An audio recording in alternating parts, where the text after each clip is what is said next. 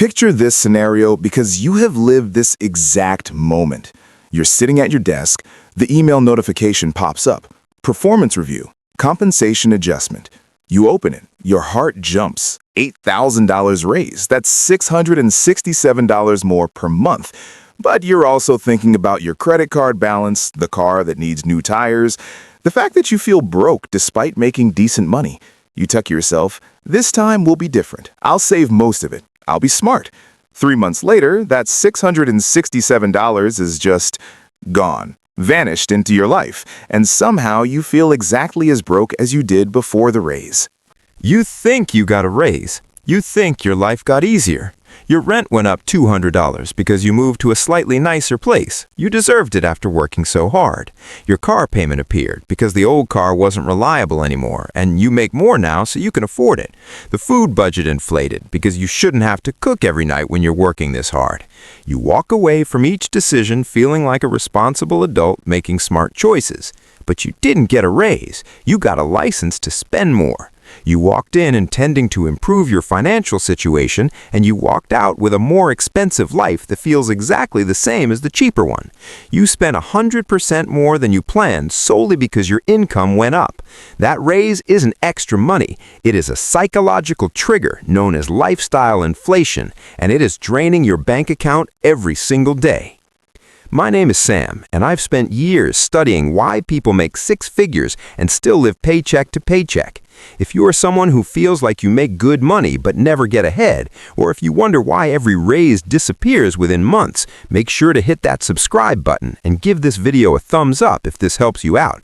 Because today, we aren't talking about budgeting apps or side hustles or cutting out lattes. We're talking about the single most destructive financial behavior pattern in modern America, and how your own brain uses every dollar you earn as permission to spend more without you ever consciously deciding to do it. Here's the thing about the human brain. We are terrible at understanding absolute value.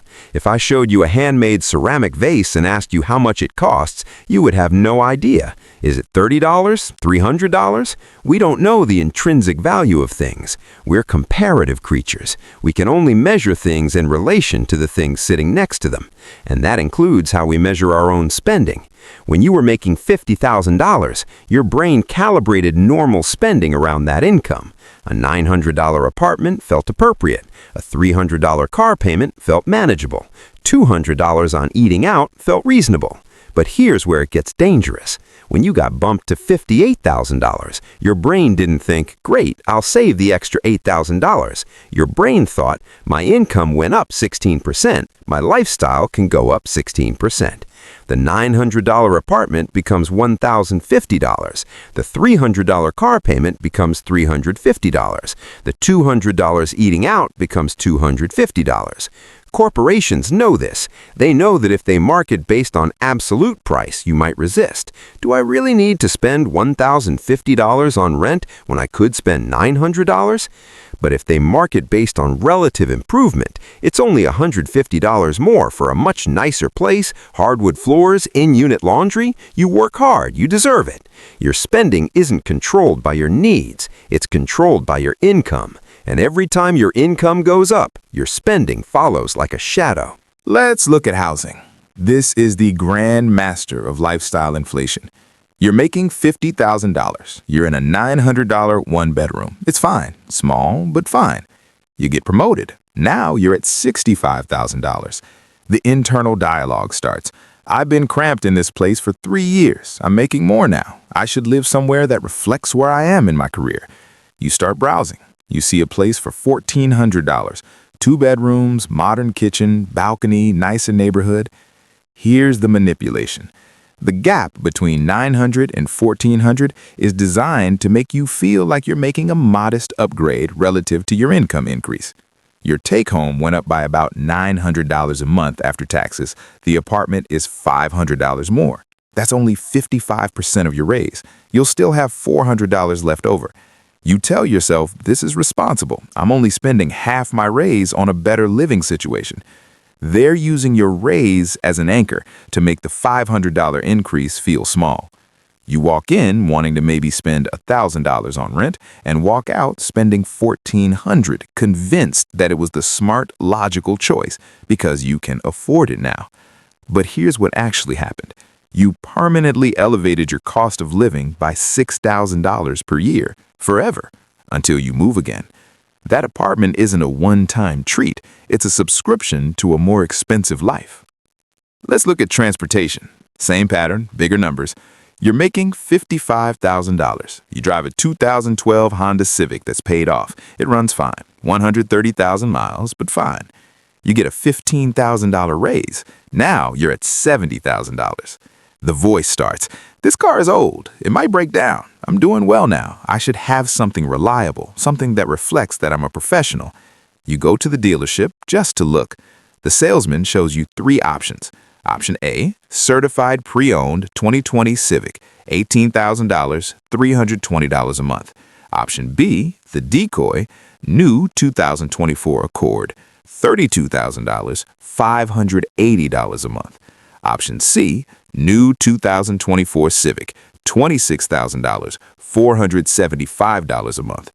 The gap between the used Civic and the new Accord is designed to make you feel like the new Civic is the reasonable middle ground. You walk through the internal dialogue. The used one is only $100 less per month, but is 4 years old. The Accord is nice, but that's a lot. The new Civic is only $155 more than the used one, and it's brand new with a warranty. That's actually the smart choice. They're using the $580 payment to make the $475 payment feel prudent. You walk in thinking you might spend $18,000 and walk out spending $26,000, convinced that you made the rational choice. But you didn't buy a car based on your needs. You bought a car based on the options you were shown and your new income level.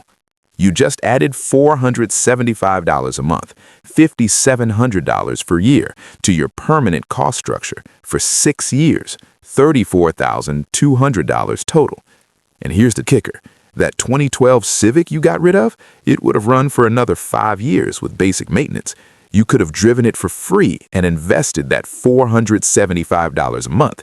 After 6 years, you'd have invested $34,200 plus returns, probably close to $40,000. Instead, you have a car that's now 6 years old and worth $12,000. You traded $40,000 in wealth for the feeling of having made it. Now let's look at something smaller but more insidious. Subscription services. You're 24. Netflix launches. $8 a month. You sign up. Totally reasonable. You're 26. You get a raise. Hulu launches. $12 a month. I can afford both now. You're 28. Another raise. Spotify Premium. I use it every day. $11 a month. You're 30. Promotion. Disney Plus for nostalgia. $8 a month.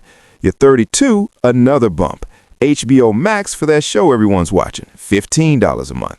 You're 33, Class Pass instead of the regular gym, more flexibility, $99 a month. You're 34, Meal Kit Delivery, saves time, $70 a week equals $280 a month. Each decision happened in isolation. Each one was worth it relative to your income at that moment, but they stacked. You're now paying $433 a month, $5,196 per year on services that feel like background noise. This is lifestyle inflation in stealth mode. If I asked you, would you write a check for $5,196 right now for these services? You'd hesitate. But because they're small and automated and each one was added when you got a raise, they feel free. They're not free. They're compounding. Let's talk about eating. This is where lifestyle inflation is most invisible. At $45,000 income, you were spending $180 a month eating out. That was one nice dinner and a few casual meals. At $55,000, it became $250. I can afford to eat out a bit more now. At $65,000, it became $350. I work long hours. I shouldn't have to cook every night. At $85,000, it became $700. Food is one of my few pleasures. I'm not giving this up. Your income increased by $40,000. Your eating out increased by $520 a month, $6,240 per year. You consumed 15.6% of your entire salary increase on incremental restaurant meals. Not special occasions, not celebration dinners, just Tuesday nights when you were too tired to cook. Here's the devastating part. The meals at $45,000 income and the meals at $85,000 income tasted basically the same. You enjoyed them about equally. But you're paying 3.8 times more for the same level of satisfaction. Academic validation. This phenomenon was famously studied by behavioral economist Richard Thaler in his work on mental accounting and the endowment effect.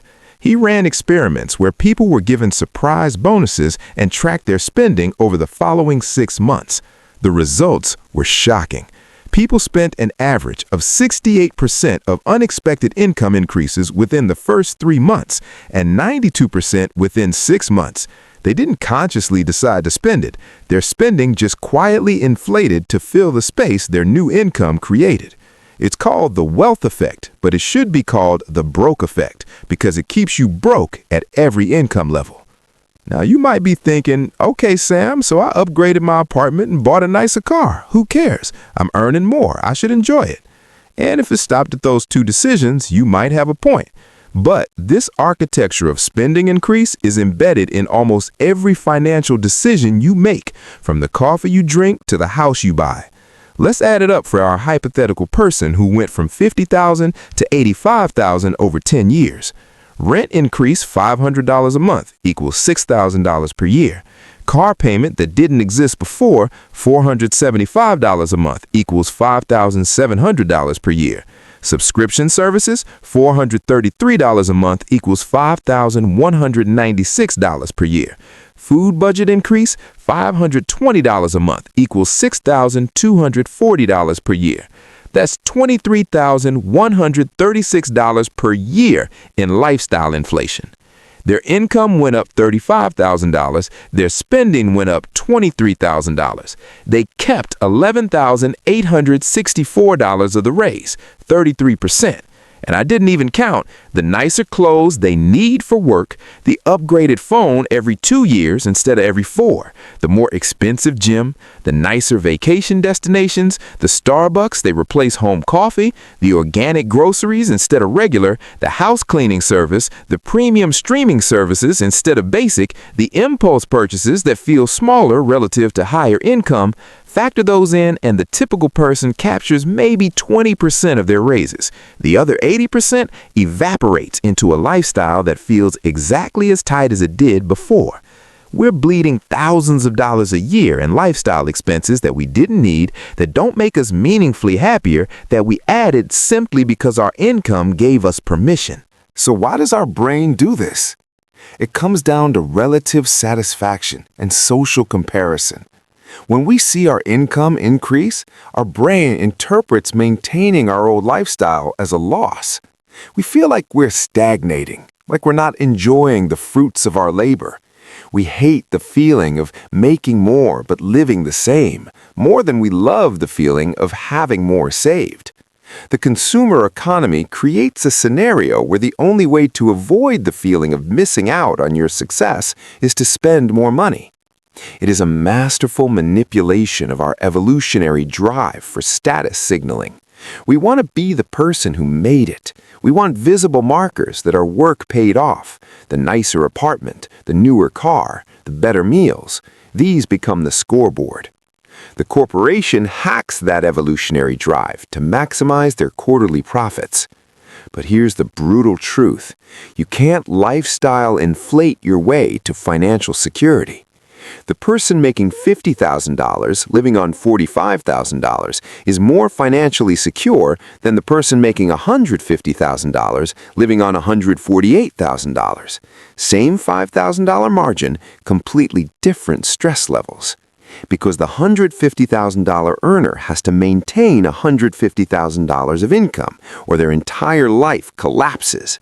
Their identity is fused to that income level. The $50,000 earner, they could take a pay cut, switch careers, take a risk, say no to a toxic job. They have freedom. Lifestyle inflation doesn't just drain your bank account. It builds a prison. Every upgrade adds another bar, another monthly obligation, another thing you can't give up. You trade flexibility for appearance, options for status, freedom for stuff, and you don't realize you've made the trade until it's too late.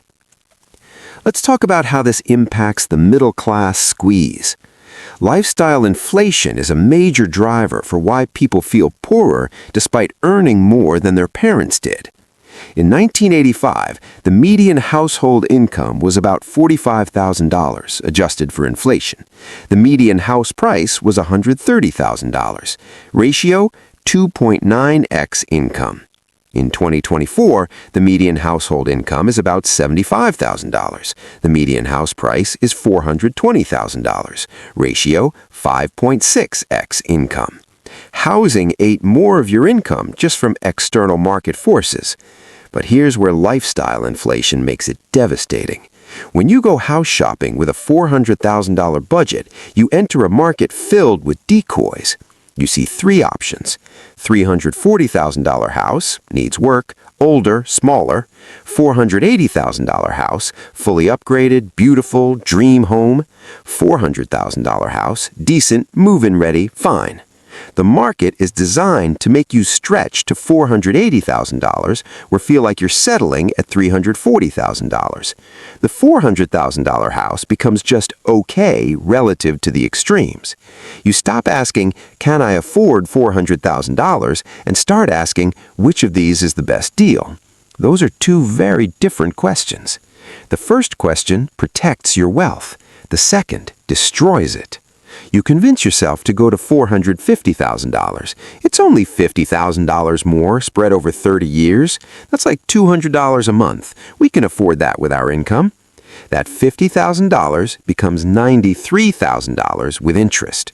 You just traded a paid-off car or 3 years of retirement contributions or your kid's college fund for granite countertops and an extra bathroom. Lifestyle inflation at the housing level doesn't just hurt you, it perpetuates the cycle for the next generation. Your kids grow up in a $450,000 house. That becomes their baseline for normal. When they're adults, they'll feel like they're failing if they can't afford something similar.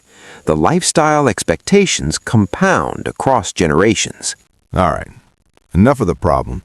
Let's talk about how to fight back. Strategy number 1. Automate the raise before you feel it. The first step is to quarantine the raise before lifestyle infection infects it. Here's how it works. You get a $10,000 raise. That's about $600 a month after taxes. Before you touch it, before you feel it, before you even see it in your checking account, you set up automatic transfers the day the raise hits. $300 a month to retirement account, investing the raise, $200 a month to high-yield savings, an emergency fund or goals, and $100 to discretionary increase. You can enjoy some of it. The remaining $600 of your monthly budget stays exactly where it was. Here's why this works. You can't inflate a lifestyle you never experienced. If that $600 never hits your checking account, your brain never recalibrates to it. Your normal stays at your old income level. The raise builds wealth in the background without tempting you. You get to enjoy a $100 a month lifestyle improvement, go to nicer restaurants a few times, upgrade one subscription, but the bulk is captured before lifestyle inflation can grab it. This is offensive wealth building. You're not trying to save what's left over. You're capturing the gain immediately. Strategy number 2 is the one-up rule. The second step is to implement the one-up rule for future raises. Here's how it works. Every time your income increases, you're allowed to upgrade exactly one category of spending. Just one. You get a $12,000 raise. You can move to a nicer apartment, or buy a nicer car, or increase your food budget, or take better vacations. Pick one. Only one. Everything else stays at current levels. This breaks the pattern of, I got a raise, so everything can get nicer. You're still enjoying your success, you're still rewarding yourself, but you're doing it selectively instead of across the board. Most people's mistake is upgrading everything proportionally. Rent goes up, car gets nicer, food budget inflates, subscriptions multiply, vacation upgrades. Death by 1,000 increases. The one-up rule forces you to choose, and choice creates consciousness. When you have to pick between the apartment and the car, you actually think about which one matters more. That thinking is what lifestyle inflation tries to bypass. Strategy number 4, the absolute value test.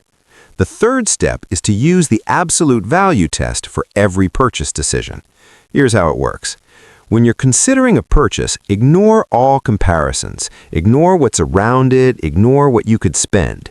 Ask yourself one question.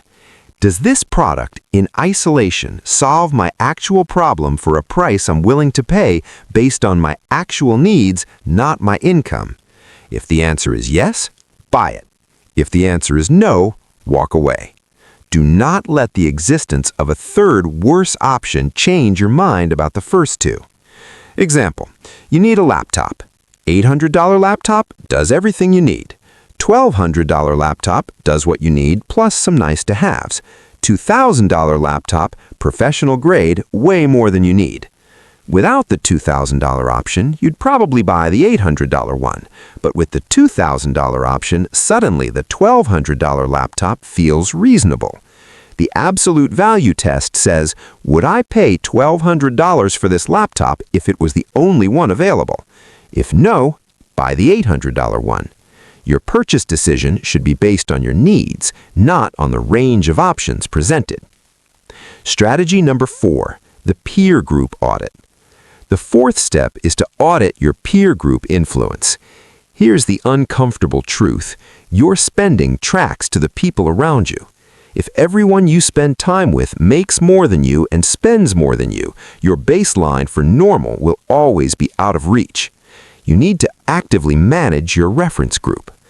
This doesn't mean cutting off friends, it means adding new voices. Follow personal finance creators who talk about intentional living. Join online communities of people focused on financial independence. Read books about minimalism and conscious spending. When you diversify your inputs, you diversify your definition of success. You start to see that people living on $60,000 can be happier than people living on $160,000, depending on what they value and what they're building toward. The people who matter, the real friends, won't care if you say no to the $80 group dinner and suggest a $30 alternative instead. The ones who do care, they're not your people. Your peer group will either pull you toward financial health or toward broke. Choose intentionally. The lifestyle inflation trap is everywhere. It's in your apartment search, your car dealership, your grocery store, your streaming services, your vacation planning. It's a tax on your inability to separate what you can afford from what you need. The corporations are betting that you will always choose the path of least psychological resistance, which is to spend proportional to your income. Prove them wrong. Be the person who gets a $15,000 raise and doesn't change their lifestyle by a single dollar. Be the person who makes $90,000 and lives on $60,000 because they value freedom more than appearances. Be the person who keeps their money in their pocket instead of trading it for a shinier version of the same life they already had. Here's what nobody tells you when you're climbing the income ladder. The upgrade from $50,000 to $100,000 doesn't feel like doubling your wealth. It feels like maintaining the same stress at a higher price point. But the lifestyle decision to live on $60,000 while earning $100,000, that feels like winning. That's $40,000 a year of pure freedom, options, flexibility, the ability to take a risk, change careers, say no, walk away. That's real wealth. Not the apartment, not the car, not the restaurant meals. The margin, the space, the choice. If this video made you realize you've been lifestyle inflating for years, share it with a friend who just got a raise. We need to stop letting our income dictate our spending. Hit that like button, drop a comment with the one category where you've been lifestyle inflating the hardest, and subscribe so you don't miss the next one. Thanks for watching, and I'll see you in the next one.